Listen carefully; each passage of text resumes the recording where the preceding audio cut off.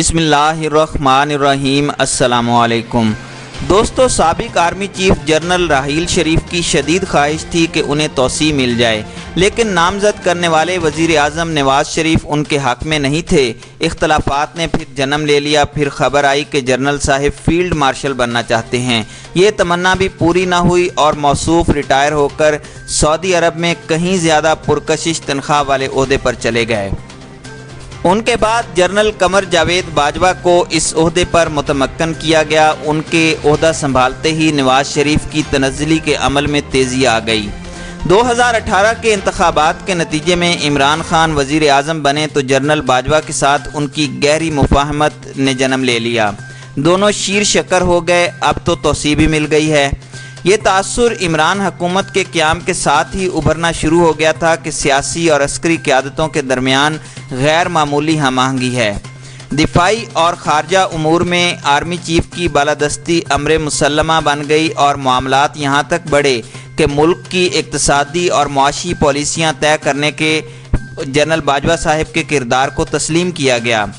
ان کی خاطر خاص طور پر نیشنل ڈیولپمنٹ کونسل کے نام سے وزیر اعظم کی صدارت میں اعلیٰ سطحی ادارہ قائم کیا گیا، جس میں آرمی چیف کو بھی رکنیت دی گئی۔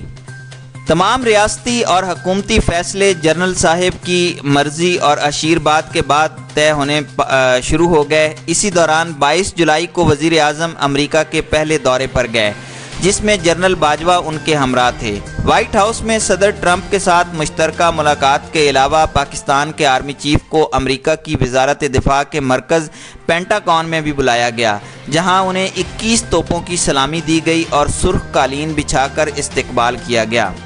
ایک مدت کے بعد ہمارے آرمی چیف کو واحد سپر طاقت کے ہاں اتنی بڑی پذیرائی ملی۔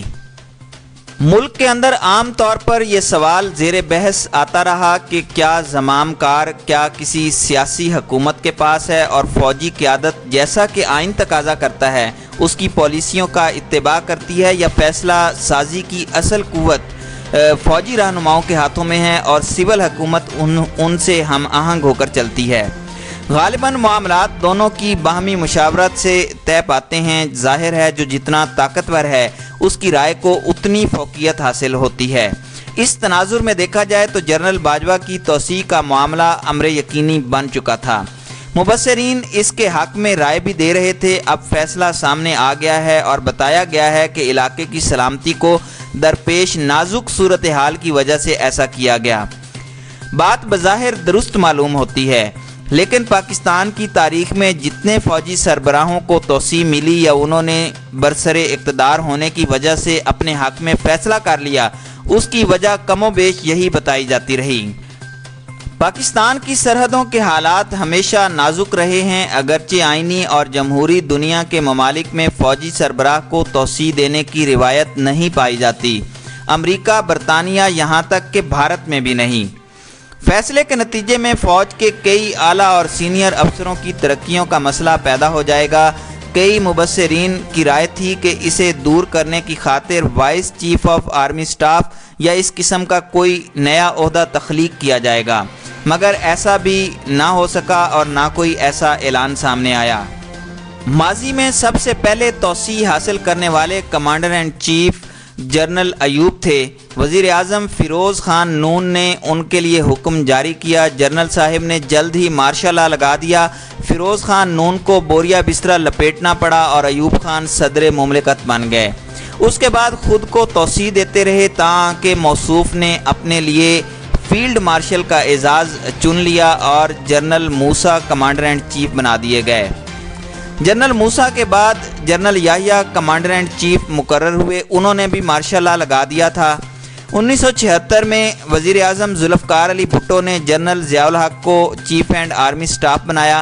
موصوف نے 1977 میں مارشل لا لگایا اور بذات خود صدر مملکت بن گئے۔ آرمی چیف کا عہدہ بھی 11 برس تک اپنے پاس رکھا۔ توسیع کا حکم نامہ ان کے دفتر سے جاری ہوتا تھا۔ اگست 1988 میں ہوائی حادثے کی نظر ہوئے۔ جنرل اسلم بیگ مرزا نے عہدہ سنبھالا، توسیع لی، نہ مارشل لا لگایا۔ جنرل آصف نواز کے بارے میں کہا جاتا ہے کہ وہ بڑا ہونے کا ارادہ رکھتے تھے لیکن اچانک موت نے آن لیا۔ جنرل عبدالوحید کاکڑ کو بے نظیر بھٹو توسیع دینا چاہتی تھیں، مگر قائد حزب اختلاف نواز شریف نے اصولی بنیاد پر مخالفت کر دی۔ جنرل جہانگیر کرامت کو سیکیورٹی کونسل کے مسئلے پر نواز شریف سے اختلاف کی بنیاد پر عہدے سے سبکدوش ہونا پڑا۔ اس کے بعد جنرل مشرف اور نواز شریف کے درمیان بھی کارگل پر اختلاف نے جنم لیا۔ وہ شدت اختیار کر گیا، تاہم جنرل صاحب نے chairman joint chief army staff کا عہدہ بھی اپنی دسترس میں لے لیا۔ 12 اکتوبر 1999 کو نواز شریف نے اپنے نامزد جرنیل کی برطرفی کا اعلان کیا تو فوراً ہی فوجی راج قائم کر دیا گیا۔ اس کے بعد مشرف صاحب بھی خود کو توسیع دیتے رہے، یہاں تک کہ 2007 میں یہ عہدہ چھوڑا اور وردی اتار دی تو ان کا زوال شروع ہو گیا۔ ان کے بعد جنرل اشفاق پرویز کیانی کو یہ مرتبہ ملا۔ 2010 میں صدر آصف علی زرداری نے ان کے عہدے کی مدت کو بڑھایا۔ یہ غالباً پاکستان کی تاریخ کے واحد آرمی چیف ہیں جنہوں نے توسیع بھی حاصل کی اور مارشل لاء بھی نہ لگایا۔ پھر جنرل راحیل شریف آئے لیکن توسیع کی خواہش پوری نہ ہوئی۔ اب موجودہ جنرل قمر جاوید باجوہ کو اس سے سرفراز کیا گیا ہے۔